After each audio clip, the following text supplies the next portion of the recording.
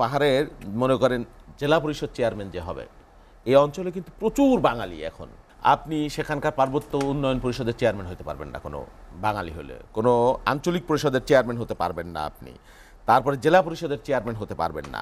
এমনকি তাদের আয়ের কোনো ট্যাক্স, আপনি যদি পাহাড়ি হন, উপজাতি হন, ট্রাইবাল হন, তার আয়ের কোনো ট্যাক্স আপনার দেওয়া লাগবে না, কিন্তু বাঙালির দিতে হবে। আপনি যদি সরকারি কন্ট্রাক্টারিও করেন দিতে পারবেন না। অনেকগুলো সুবিধা তারা ভোগ করছে। কয়েকদিন আগে মামুন নামে একজন বাঙালিকে হত্যার পরে লাশ নিয়ে বাঙালিরা মিছিল করেছে, সেই মিছিলে মানে ইউপিডিএফ গুলি করেছে। তো মিছিল মিটিং করার অধিকার তো আপনার আছে।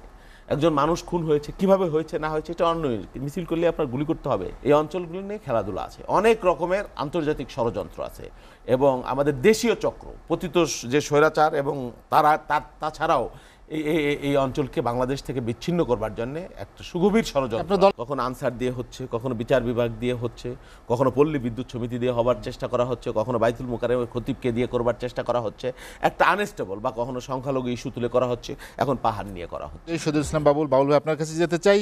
আপনি দেখলেন যে গত কয়েকদিন অর্থাৎ বুধবার থেকে গত 2 দিন ধরেই উত্তপ্ত পার্বত্য 3 জেলা পাহাড়ি বাঙালি সংঘর্ষ হয়েছে, সেখানে অগ্নিসংযোগের ঘটনাও ঘটেছে, এবং তার প্রতিবাদে 2 পক্ষই সেখানে অবরোধের ডাক দিয়েছে। সরকারের পক্ষ থেকেও 144 ধারা যারাই ছিল সেটি অবশ্যই প্রত্যাহার করে নেওয়া হয়েছে।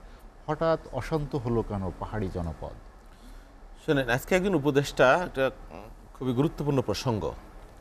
আজকে একজন উপদেষ্টা, অর্থ উপদেষ্টা সম্ভবত, উনি বলেছেন যে পাহাড়ের ইন্ধনের পেছনে দেশি এবং বিদেশি শক্তির ইন্ধন আছে। এই অঞ্চলকে নিয়ে খেলা অনেক পুরনো।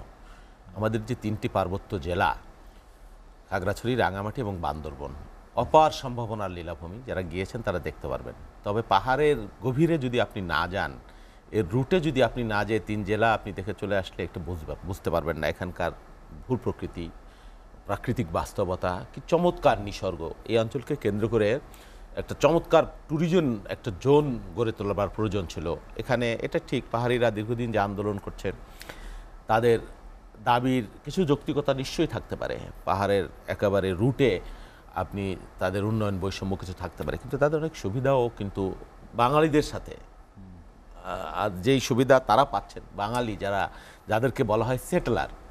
আমার সংবিধানের যে মূল স্পিরিট, আপনি এদেশের নাগরিক হন, আপনি যেখানে ইচ্ছা সেখানে আপনি বেড়াতে পারবেন, ঘুরতে পারবেন, জমি কিনতে পারবেন, বাড়ি কিনতে পারবেন, কিন্তু পাহাড়ে আপনি বাঙালি হলে আপনি বাড়ি কিনতে পারবেন না, এবং কিনতে হলে আপনার সেখানকার জেলা পরিষদের চেয়ারম্যানের মাধ্যমে কিনতে হবে, তার পারমিশন লাগবে। তারপরে এখানে পাহাড়ের মনে করেন জেলা পরিষদ চেয়ারম্যান যে হবে, এই অঞ্চলে কিন্তু প্রচুর বাঙালি এখন, প্রচুর, প্রায় অর্ধেক 50-50 বাঙালি পাহাড়ি। আপনি সেখানকার পার্বত্য উন্নয়ন পরিষদের চেয়ারম্যান হতে পারবেন না কোনো বাঙালি হলে, কোনো আঞ্চলিক পরিষদের চেয়ারম্যান হতে পারবেন না আপনি, তারপরে জেলা পরিষদের চেয়ারম্যান হতে পারবেন না। এমনকি তাদের আয়ের কোনো ট্যাক্স, আপনি যদি পাহাড়ি হন, উপজাতি হন, ট্রাইবাল হন, তার আয়ের কোনো ট্যাক্স আপনার দেওয়া লাগবে না, কিন্তু বাঙালির দিতে হবে। আপনি যদি সরকারি কন্ট্রাক্টারিও করেন দিতে পারবেন না। অনেকগুলো সুবিধা তারা ভোগ করছে। তাদের এই সমস্যা কিন্তু পুরনো। ধরেন শেখ সাহেব একবার, সন্তুল লারমার বাবা মানবেন্দ্র বোধিপ্রিয় লারমা, তাকে কিন্তু বলেছিলেন যে তোরা সব বাঙালি হয়ে যা। সমস্যা কিন্তু শেষ হয়নি, সমস্যা শান্তি চুক্তি হয়েছে, যাই হয়েছে। ওইখানে ধরেন এই কয়েকদিন আগে মামুন নামে একজন বাঙালিকে হত্যার পরে লাশ নিয়ে বাঙালিরা মিছিল করেছে, সেই মিছিলে মানে ইউপিডিএফ গুলি করেছে। তো মিছিল মিটিং করার অধিকার তো আপনার আছে। একজন মানুষ খুন হয়েছে, কিভাবে হয়েছে না হয়েছে এটা অন্য, মিছিল করলে আপনার গুলি করতে হবে। এই যে উস্কানি এবং ইন্ধন, আমার এই 1/10 ভূখণ্ড 3 জেলায় বাংলাদেশে, আমার মোট ভূখণ্ডের এই ভূখণ্ডকে নিয়ে এখানে তাদের কি কথা বললেই আপনি সেনা প্রত্যাহার করতে হবে। কি কারণে সেনা প্রত্যাহার করতে হবে? এর চারদিকে কাদের বর্ডার আছে? ভারতের একটা বিশাল অংশ, মিয়ানমারের একটা বিশাল অংশ রয়েছে। তো এই অঞ্চলগুলা এবং সঙ্গতকরণের অঞ্চলগুলো খুবই দুর্গম। পাহাড় নিয়ে যারা পড়াশোনা করেছেন, গবেষণা করেছেন, তারা জানবেন এই অঞ্চলের নিরাপত্তার কি কোনো প্রয়োজন নেই। এখানে অনেকগুলো সশস্ত্র উপগোষ্ঠী, জেএসএস বলেন, ইউপিডিএফ বলেন, কেএনএফ এর কয়েকদিন আগের আমরা আওয়ামী লীগের শেষ সময় আমরা দেখেছি কি ধরনের সংঘাত, সহিংসতা এবং চাঁদাবাজি।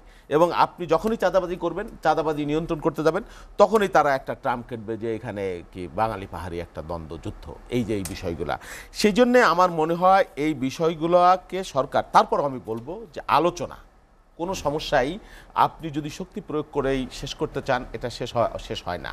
সেই জন্য আমি বলবো যে তার ওখানকার স্টেক হোল্ডার যারা রয়েছে, পাহাড়ি বাঙালি যারাই রয়েছে, তাদেরকে নিয়ে বা বিভিন্ন সমিতি বা অ্যাসোসিয়েশন যারা, তাদের নিয়ে একটা আলোচনার মাধ্যমে এই সমস্যার একটা দীর্ঘমেয়াদী সমাধান করতে হবে। কারণ এই অঞ্চলগুলো নিয়ে খেলাধুলা আছে, অনেক রকমের আন্তর্জাতিক ষড়যন্ত্র আছে এবং আমাদের দেশীয় চক্র পতিত যে স্বৈরাচার এবং তাছাড়াও এই অঞ্চলকে বাংলাদেশ থেকে বিচ্ছিন্ন করবার জন্য একটা সুগভীর ষড়যন্ত্র। আপনার দলের পক্ষ থেকে বলা হয়েছে যে এটা আমাদের সার্বভৌমত্বের প্রশ্ন। বিব্রত করার জন্য একটা হতে পারে, চেষ্টা নানানভাবেই তো হচ্ছে, কখনো আনসার দিয়ে হচ্ছে, কখনো বিচার বিভাগ দিয়ে হচ্ছে, কখনো পল্লী বিদ্যুৎ সমিতি দিয়ে হবার চেষ্টা করা হচ্ছে, কখনো বাইতুল মোকাররমের খতিবকে দিয়ে করবার চেষ্টা করা হচ্ছে, একটা আনস্টেবল বা কখনো সংখ্যালঘু ইস্যু তুলে করা হচ্ছে, এখন পাহাড় নিয়ে করা হচ্ছে। আমি বিশ্বাস করি এটা টিকবে না, কারণ পাহাড়ের অনেক মানুষ বাংলাদেশের স্বাধীনতা, সার্বভৌমত্বকে ভালোবাসে, অখণ্ডতাকে ভালোবাসে এবং এই অঞ্চল নিয়ে যে ষড়যন্ত্র এবং দেশি এবং বিদেশি, স্পষ্টতই এই ষড়যন্ত্র এখানে সাস্টেইনেবল হবে না এবং টিকবে না। ইনশাআল্লাহ বাংলাদেশের মানুষ ঐক্যবদ্ধ আছে এবং আমরা আমাদের 1 ইঞ্চি ভূমিও আমরা কোনো ষড়যন্ত্রের কাছে আমরা ছেড়ে দিতে প্রস্তুত নই। আমরা প্রস্তুত আছি, বাংলাদেশের সমস্ত মানুষ দলমত।